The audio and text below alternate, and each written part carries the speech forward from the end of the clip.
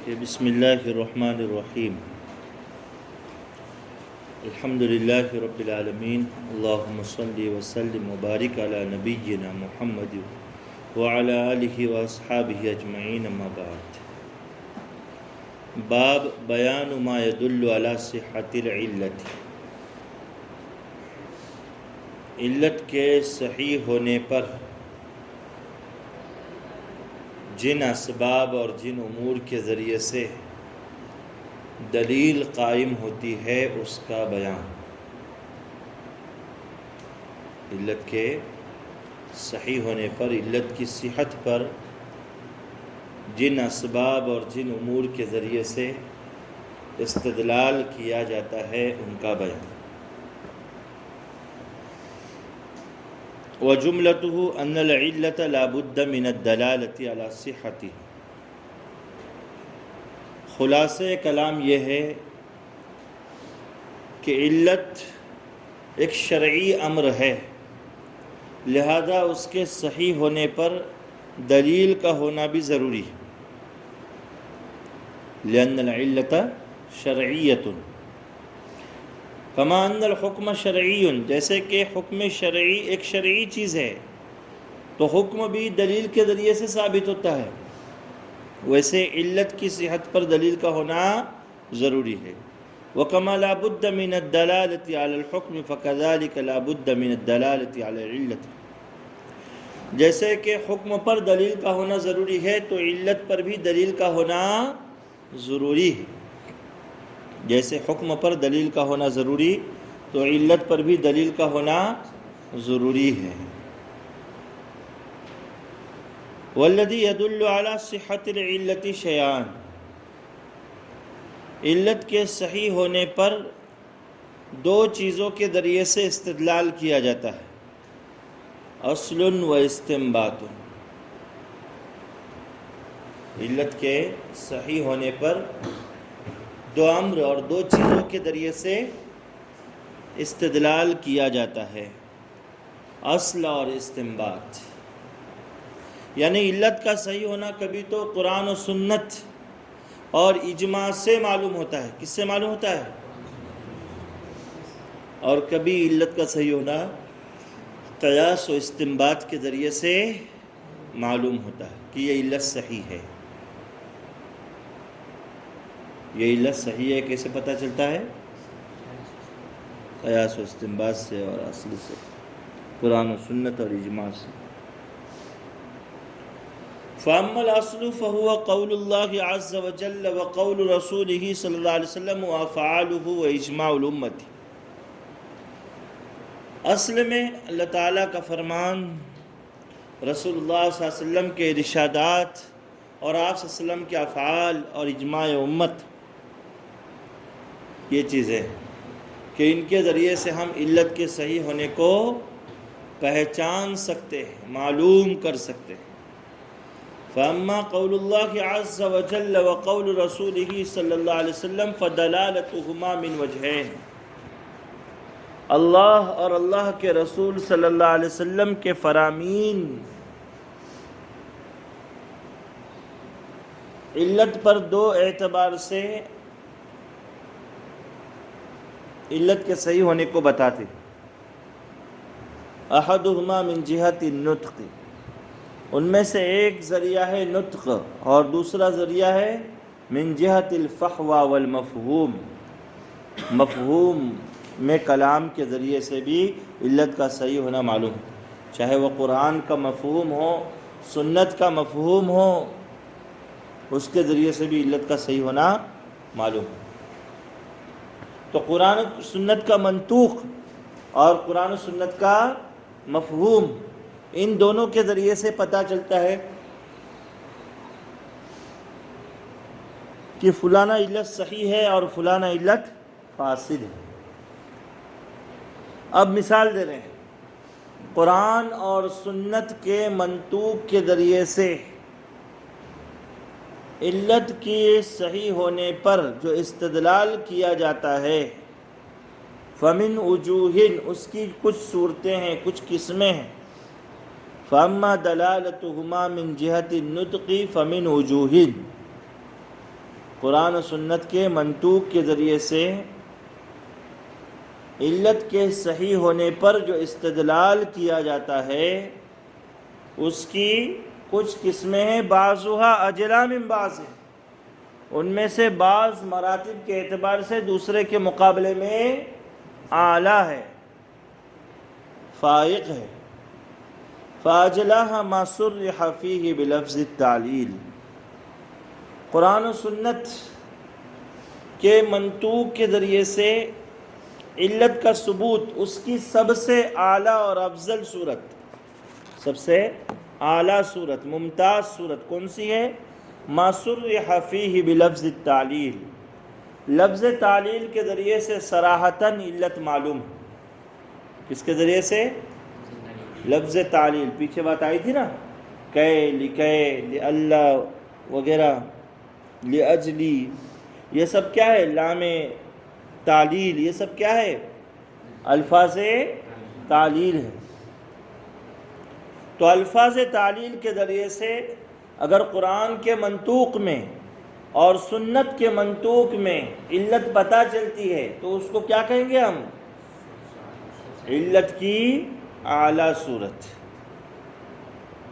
قرآن کی مثال دے رہے ہیں، قرآن کریم میں اللہ تعالیٰ فرماتے ہیں، سورہ مائدہ کی آیت، ناحق انسان کے قتل کرنے کو حرام جو قرار دیا گیا، من اجل ذلك كتبنا على بني اسرائیل انه من قتل نفسا بغیر نفس او فساد في الارض فكأنما قتل الناس جميعا ومن احیاها فكأنما احیا الناس جميعا الى آخر الآیہ۔ تو یہاں پر ناحق قتل کرنا حرام ہے، منع ہے،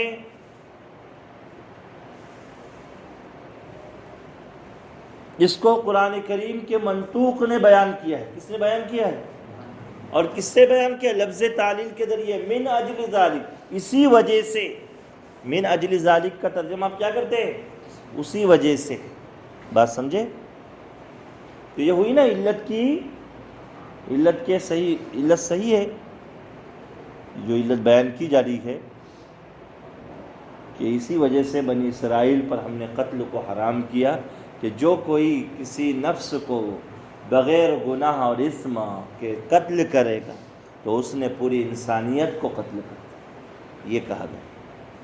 تو ایک انسان کا ناحق قتل پوری انسانیت کا قتل ہے، پوری انسانیت کا قتل ہے، اسی وجہ سے قتل ناحق حرام ہے، یہ علت ہے۔ اور یہ علت قرآن کریم بتا رہا ہے، منطوق سے بتا رہا ہے، اور کس کے ذریعے سے بتا رہا ہے؟ لفظ تعلیل کے ذریعے سے۔ اسی طریقے سے سنت کے منطوق کے ذریعے سے اور لفظ تعلیل سے علت پتہ چلتی ہے، اس کی مثال دیکھیے، جیسے کہ نبی کریم صلی اللہ علیہ وسلم کا فرمان، انما نہیتکم لاجل الدافۃ، کہ میں نے تم کو 3 دن سے زائد قربانی کا گوشت جمع کرنے سے منع کیا تھا۔ کیوں منع کیا تھا؟ یا اطراف و جوانب سے لوگ جو آتے ہیں ان کی وجہ سے منع کیا تھا میں نے۔ انما نہیتکم لاجل الدافۃ، ان اطراف و جوانب سے جو لوگ آتے ہیں ان آنے والوں کی وجہ سے میں نے تم کو روکا تھا، منع کیا تھا قربانی کا گوشت جمع کرنے سے۔ بات سمجھ آتی ہے؟ تو دیکھیے، لیاجلی کیا ہے؟ لفظ تعلیل، اور یہ حدیث مبارک ہے، یعنی حدیث کا منطوق ہے۔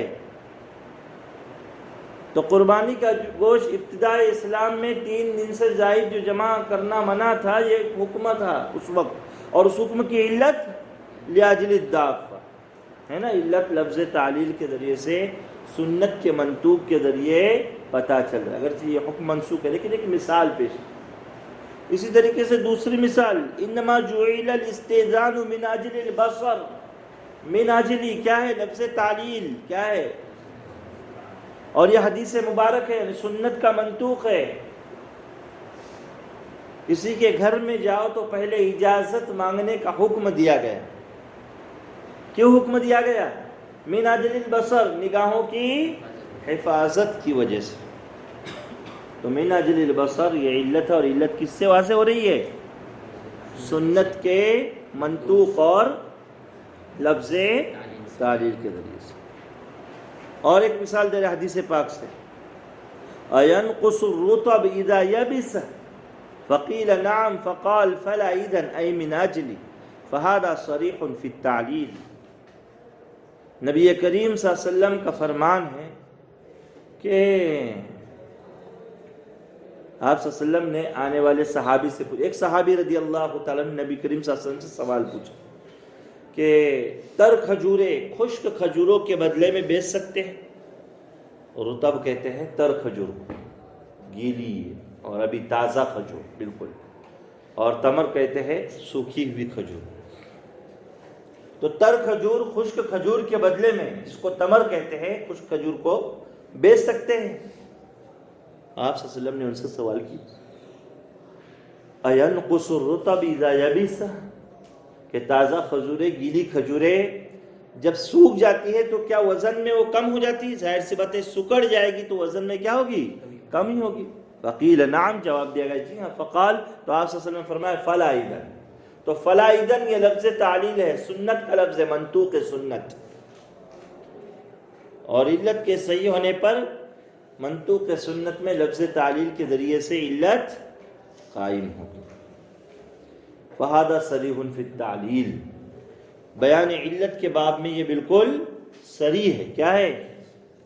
صریح ہے. یعنی قرآن و سنت سے جو علتیں ثابت ہوتی ہے اس میں اعلیٰ اور عرفہ قسم یہی ہے کہ لفظ تعلیل کے ذریعے سے علت معلوم ہو رہی ہے. اس میں کسی شک و شبے کی کوئی گنجائش نہیں ہے. اس میں کسی قسم کے شک و شبے کی کوئی گنجائش نہیں ہے. بات سمجھ میں آ رہی ہے؟ یہ ایک صورت ہو گئی قرآن و سنت کے منطوق کے ذریعے سے علت معلوم کرنے کی. جو چند صورتیں بتا رہے ہیں نا اس میں اعلیٰ صورت ہو گئی ایک صورت. دوسری صورت آگے دیکھیے. دوسری صورت وَيَلِيهِ فِي الْبَيَانِ وَالْوُضُوحِ أَنْ يَذْكُرَ صِفَةً لَا يُفِيدُ ذِكْرُهَا غَيْرَ التَّعْلِيلِ كقوله عز وجل إنما يريد الشيطان أن يوقع بينكم العداوة والبغضاء في الخمر والميسر ويصدكم عن ذكر الله وعن الصلاة فهل أنتم منتهون. سورہ مائدہ کی آیت ہے. خمر کی حرمت کی علت اللہ تعالیٰ قرآن کریم میں ذکر کر رہے ہیں. کیا کر رہے ہیں؟ خمر کی حرمت کی علت ذکر کر رہے ہیں کہ شراب، جوا اور یہ جو بتوں کے نام پر تیر وغیرہ تم لوگ اکٹھا کرتے ہو، ان تمام چیزیں رجس من عمل الشیطان، شیطانی ناپاک عمل ہے، اس سے بچو. اس لیے کہ شیطان تمہارے درمیان میں دشمنی، کینہ پیدا کرنا چاہتا ہے شراب اور جوئے کی وجہ سے، اور تم کو اللہ کے ذکر سے اور نماز سے روکنا چاہتا ہے. کیا تم اب بھی نہیں رکو گے؟ فَهَلْ أَنْتُمْ مُنْتَهُونَ. تو یہ کیا ہے؟ قرآن کا منطوق ہے. یہ آیت کیا ہے؟ منطوق، بالکل واضح آیت ہے. اور اس میں ایک صفت مذکور ہے. صفت یا اوصاف جو مذکور ہوئے نا کہ شیطان دشمنی ڈالنا چاہتا ہے، اللہ کے ذکر سے روکنا چاہتا ہے، یہ سب اوصاف. یہ اوصاف کیوں آئے ہیں؟ بیان علت کے علاوہ ان کا کوئی دوسرا فائدہ، بھائی وجہ بیان کرنے کے لیے آئے نا، وجہ بیان کرنے کے علاوہ ان کا کوئی فائدہ ہے نہیں. بیان علت کے علاوہ ان کا کوئی فائدہ نہیں ہے. بات سمجھے؟ تو اوصاف مذکور ہیں اور ان اوصاف میں بیان علت کے علاوہ دوسرا کوئی فائدہ نہیں ہے. یہ دوسرا درجہ ہے علت کا، علت کی صحت پر دلیل کا.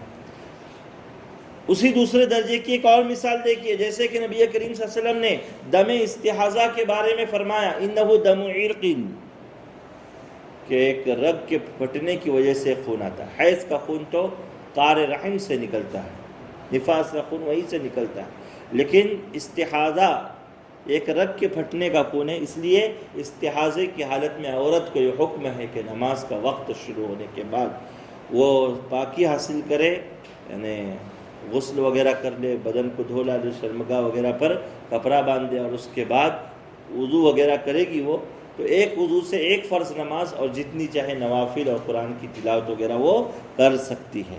یہ مستحاضے کا حکم ہے، مستحاضہ عورت کا، اس لیے کہ اس حالت میں نماز معاف نہیں ہے، حیض نہیں ہے، چاہے بہت خون نکل رہا ہے، بلکہ یہ دم استحاضہ ہے، عورت کی عادت یا نکلنے والے خون کی رنگت یا موسم یا عمر وغیرہ کے ذریعے سے اس کے خون کا پتہ لگانا حیض سے ہٹ کر آسان ہوتا ہے، بات سمجھے؟ تو یہ معاملہ ہے دم استحاضے کا کہ وہ ایک رگ کا خون ہے، بات سمجھے؟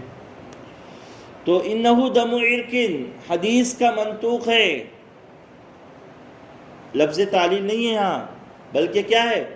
جو علت ذکر ہوئی ہے، جو اسباب، جو معنی ذکر ہوئے ہیں، وہ بیان علت کے علاوہ کوئی دوسرا فائدہ نہیں دے رہے، انہی میں سے علت اکٹھا کی جائے، بات سمجھے؟ وَقَوْلِهِ صلی اللہ علیہ وسلم فی الْحِرَّةِ، آپ صلی اللہ علیہ وسلم نے بلی کے بارے میں کہا، بلی کا جھوٹا پاک ہے، اِنَّهَا مِنَ الطَّوَافِينَ عَلَيْكُمُ الطَّوَافَاتِ، وہ تو گھروں میں آنے جانیوں والے میں سے ہے، گھروں میں آنے جانیوں والوں میں سے ہے، لہذا اس کے جوتے کو ناپاک قرار دے کر حرج شدید میں لوگوں کو ڈالنا لازم آئے گا، اور امت کو حرج شدید سے بچانا ہے، اصل اجتہاد و استنباط اور ان تمام چیزوں کا، اصولوں کا مقصد یہی ہے۔ تو طوافین علیکم الطوافات یہ ہرہ کی صفت ہے، کیا ہے؟ صفت ہے، اور یہ صفت بیان علت کے علاوہ کوئی اور فائدہ نہیں دے رہی، بات سمجھے؟ اسی طریقے سے جب آپ صلی اللہ علیہ وسلم سے یہ کہا گیا ان فی دار فلان ہرۃ، کہ فلانے کے گھر میں بلی پالی ہوئی ہے، آپ صلی اللہ علیہ وسلم فرمایا الہرۃ سبع، ہرہ تو ایک درندہ ہے، یعنی وہ ایک جانور ہے، لہذا وہ ناپاک، اور بعض روایت میں ہے کہ آپ صلی اللہ علیہ وسلم فرمایا لیست بنجیست، کہ وہ ناپاک نہیں ہے، وہ ناپاک نہیں ہے۔ تو یہ سب جو اوصاف بیان ہوئے حدیث میں، حدیث کے منطوق میں، ان کا فائدہ ایک ہی ہے، کیا فائدہ ہے؟ بیان علت، کیا فائدہ ہے؟ فَهَذِهِ الصِّفَاتُ وَإِن لَّمْ يُصَرِّحْ فِيهَا بِلَفْظِ التَّعْلِيلِ، ان صفات میں اگر لفظ تعلیل کی وضاحت اور صراحت نہیں ہے، لیکن پھر بھی وہ کس کے قائم مقام ہے؟ علت کے ہی قائم مقام ہے، الا انہا خارجۃ مخرج التعلیل اذ لا فائدۃ فی ذکرہا سوى التعلیل، اس لیے کہ ان اوصاف کو ذکر کرنے میں سوائے علت بیان کرنے کے اور کوئی فائدہ نہیں ہے، ان اوصاف میں علت کو بیان کرنے کے علاوہ کوئی دوسرا فائدہ نہیں ہے، بات سمجھے؟ تو یہ ہے دوسرا درجہ کہ ایک صفت مذکور ہو اور صفت بیان علت کا ہی فائدہ دیتی ہو، بیان علت کے علاوہ کوئی دوسرا فائدہ وہاں مقصود نہ ہو، تو یہ علت کے صحیح ہونے کی جو دلیل ہے قرآن اور سنت کے منطوق سے ثابت ہونا ہے۔ تو قرآن و سنت کے منطوق میں کبھی کیا آتا ہے؟ لفظ تعلیل کے ذریعے سے، اور کبھی صفت مذکور ہوتی ہے اور وہ صفت بیان علت کا ہی فائدہ دیتی ہے، جیسے یہ مثالیں انہوں نے یہاں پر پیش کر دی ہے۔